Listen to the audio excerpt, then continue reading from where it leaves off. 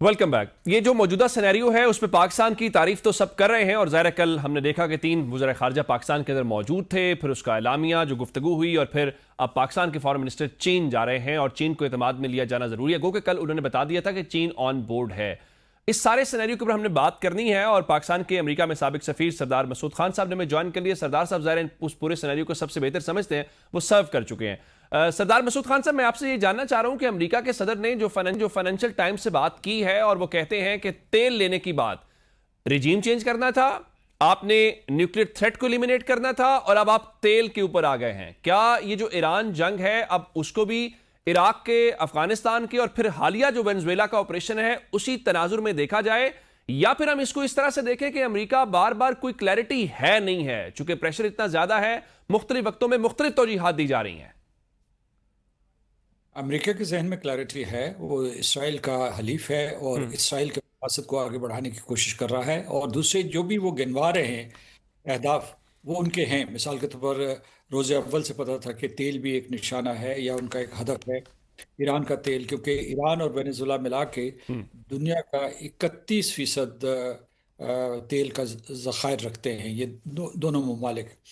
तो जो है अमेरिका इससे महरूम नहीं रहना चाहता, अगरचे अमेरिका ख़ुद भी जो तेल के सिलसिले में ख़ुद कफ़ील है, लेकिन वो अपने जो है वसाइल उनको बचाना चाहता है और इस तेल को इस्तेमाल करना चाहता है। हम्म। दूसरी चीज़ ये है कि जो उनके बयानात बदलते रहते हैं, इसका ये मतलब नहीं कि उनके जहन में कोई नक्शा नहीं है। हम्म। तो उसके लिए यह है कि अपने जो अ, मद्द मुकाबिल है या जिसको जो जंग में जो दूसरा फरीक है उसको एक किस्म का जो है मतलब है कि अनसर्टन रखने के लिए ये तरकीब इस्तेमाल की जाती हैं हम्म। जो की जा रही हैं। कि ठीक। मतलब एक तरफ कह रहे हैं कि सफारतकारी भी जारी हो, दूसरी तरफ कहते हैं तेल ले लेंगे, तीसरी तरफ कह रहे हैं कि ये मुमकिन है कि खाग आइलैंड के ऊपर कब्जा कर दिया जाए। फिर जो एक्सपेडिशनरी फोर्स है उसको भी मूव कर दिया है, जो एयरबोर्न ट्रूप्स हैं उनको भी इधर मोबिलाइज कर रहे हैं। हम्म। और ईरान भी जवाबी कार्रवाई कर रहा है कि उसने अब जो हाल ही में पिछले 24 घंटे में, बल्कि 48 घंटे में, उसने जो है ये हुथीस को एक्टिवेट किया है। पहले जो है वो लड़ाई लेबनान में हो रही थी, हुथीस ने ठीक। जो है मिसाइल फायर किए, और अब जो है सिर्फ अब ना हरमुज का मसला नहीं रहा, अब बाबल मंदब का भी है, हम्म। जो बहरा कुल्ज़म और गल्फ ऑफ एडन, खलीज अदन के दरमियान है। ठीक। वो भी किस्म का पानी की चोक होल्ड है, हम्म। जहाँ से बहुत बड़ी तजारत होती है और बहुत तेल, गैस, दूसरी चीज़ें वहाँ से गुजरती हैं। बिल्कुल ठीक है। सरदार साहब, हमने ये देखा कि 4 से 6 हफ्ते की टाइमलाइन की बातें होती रही। ये भी कहा जाता रहा कि जंग खत्म हो सकती है। आज अमेरिका के सदर ने एक बार फिर सोशल मीडिया पे लिखा कि वो सीरियस डिस्कशन के अंदर हैं और जंग खत्म हो सकती है। लेकिन दूसरी तरफ एक मिलिट्री बिल्डअप हो रहा है। 50,000 आपने जो फौजी हैं वो मशरक़ वस्ता में डिप्लॉय किए हुए हैं, जिसमें मैरीन हैं, जिसमें सेलर्स हैं।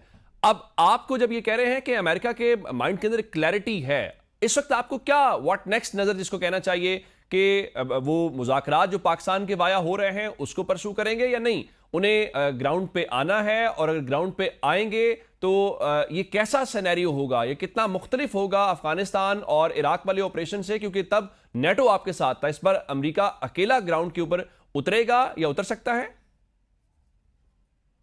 अमेरिका उतर सकता है, उनमें बाकायदा सलाहियत मौजूद है। जो उनकी फ़ौज है दुनिया की ताकतवर तरीन फ़ौज है, और जो उनके मरीन्स हैं या एयरबोर्न ट्रूप्स हैं, उनमें हम्म। यह सलाहियत है कि वो किसी भी इलाके में उतर सकते हैं। लेकिन यह है कि ईरान ने भी धमकी दी है कि अगर वो उतरेंगे हम्म। तो उन्हें खून में नहला के भेजेंगे, क्योंकि ईरान के भी पासदारान इनकलाब हो, बाकायदा फ़ौज हो या उनके रिजर्विस्ट हों, इनकी बहुत बड़ी तादाद तकरीबन 10 लाख के करीब बन जाती है। ये कोई छोटा मुल्क नहीं है। इसकी 92 मिलियन के करीब जो है, तकरीबन 10 करोड़ के करीब, 10 करोड़ 9 करोड़ 20 लाख के करीब इसकी आबादी है। ठीक। खित्ता भी बहुत बड़ा है और इसकी टरेन ऐसी है कि वो बहुत मुश्किल है। मतलब ये है कि अगर कोई खाजी हमलावर हूँ तो उनके लिए टरेन मुश्किल है। लेकिन अमेरिका इस बात की सलाहियत रखता है। सवाल ये पैदा होता है कि वो $1 बिलियन अ डे खर्च कर रहे हैं अमेरिका वाले।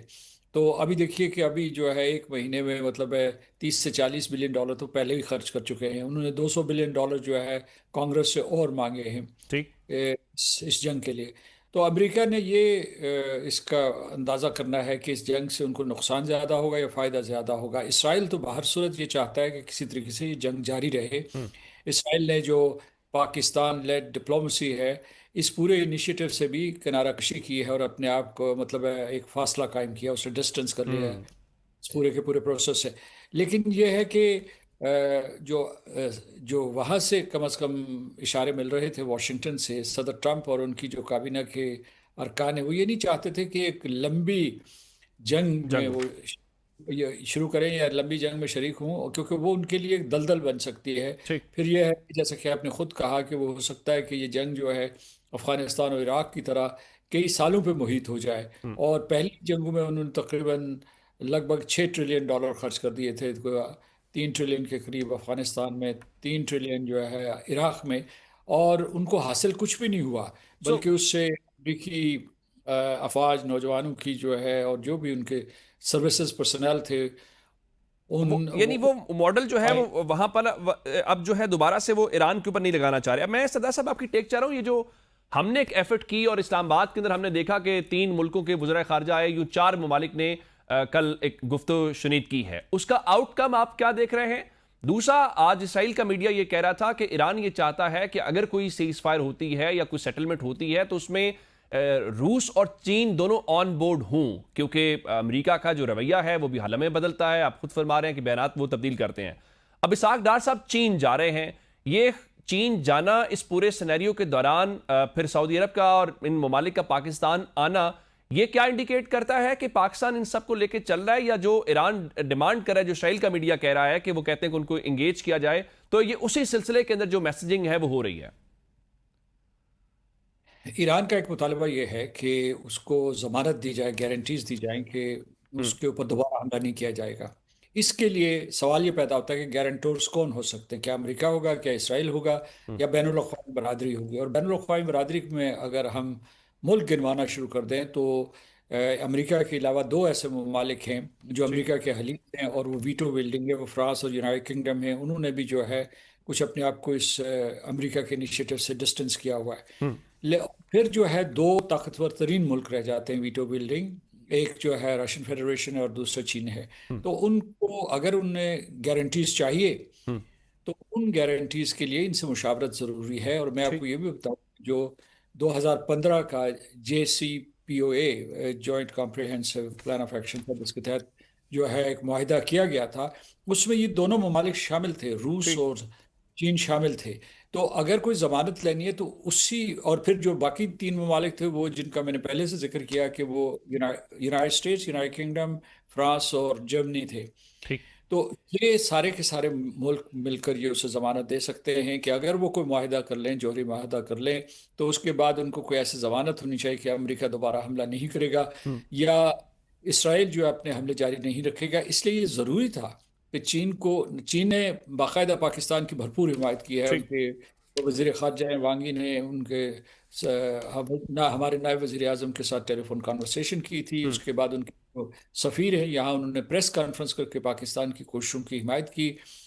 और इसी तरीके से पाकिस्तान ने खलीजी रियासतों को इतमाद लिया और इत्मीनान उसमें लिया। कलीदी मुल्क जो था सऊदी अरब, उसको शामिल कर लिया, शामिल गुफ्तगू कर लिया। ठीक। तो अच्छा। ये पाकिस्तान का ये जो मैं ये फ़िक्रा अदा करना चाहता हूँ, ये कि पाकिस्तान का इस वक्त किरदार इंतहाई काबिल सताइश है, क्योंकि ठीक। वो एक बहुत नाजुक और हसास मिशन की सरबराही कर रहा है। आप कह रहे हैं कि पाकिस्तान का जो रोल है वो बहुत पॉजिटिव है। अच्छा, मैं आपसे जानना ही चाह रहा हूं कि पिछले एक हफ्ते से जब हमने ये सुना कि मुज़ाकरात हो रहे हैं, चाहे वो डायरेक्ट नहीं है तो इनडायरेक्ट ही सही, तो इस दौरान CBMs होते हैं, क्या इस एक हफ्ते के दौरान कुछ ऐसी चीजें हुई हैं जिस पे हम ये एक्सपेक्ट करें कि अमेरिका और ईरान दोनों डायरेक्टली कम्युनिकेट करेंगे, या फिर अमेरिकी सदर की डेडलाइन के बावजूद या अल्टीमेटम के बावजूद कि वो 6 अप्रैल तक हमले नहीं करेंगे? हमने देखा कि ईरान के अंदर बिजली को अटैक किया गया है, उनके दीगर जो इस किस्म की तनसीबात हैं। तो एक हफ्ते के दौरान CBMs हुए हैं, या आप ये समझते हैं कि जंग मजीद फैल गई है और उसमें जरा कशीदगी में मजीद इजाफा हुआ है?